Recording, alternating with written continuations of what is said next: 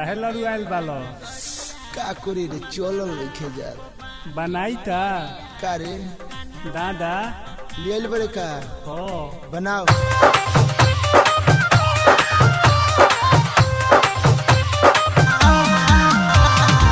Music by DJ Vikas.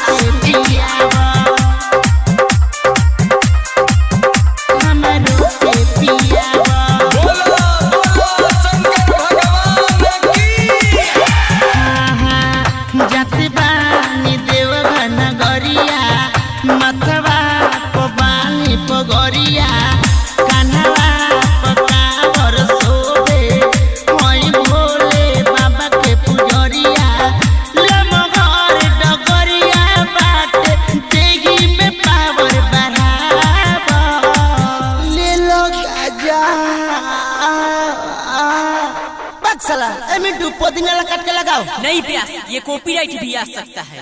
चिलम जरावा बम चिलम जरावा बाबा के बूटी हमरो के पियावा। रे रमेशवा खाली तेही गइबे हम न गाम का रे तेऊ गइबे गाबे आवे लो। अच्छा आओ गाओ।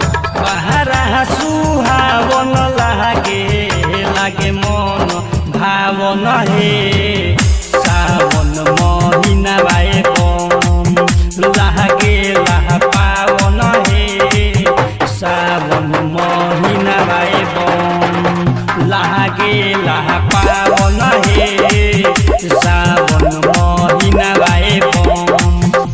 साले बतैबो तब नु गाए गाजा भर चलो तो चाहे गोरावा दुखाई चाहे परी पौआ में चलावा ए राम बेलो के पतोइया हम चढ़ाई बजा के घर बजलावा ए राम। एक मिनट भाभी आती हूँ। कृपा होई भोले दानी के आवे न देहि परेशानी के। कृपा होई भोले दानी के आवे न देहि परेशानी के। जवन बात बानी कहल कहू कहला बोल बम बोल बोल कंवरिया बोल बम बोल बोल कंवरिया बोल बम बोल। लो बमाइल बरे का हो। Mix by Jagdamba films, Doriganj.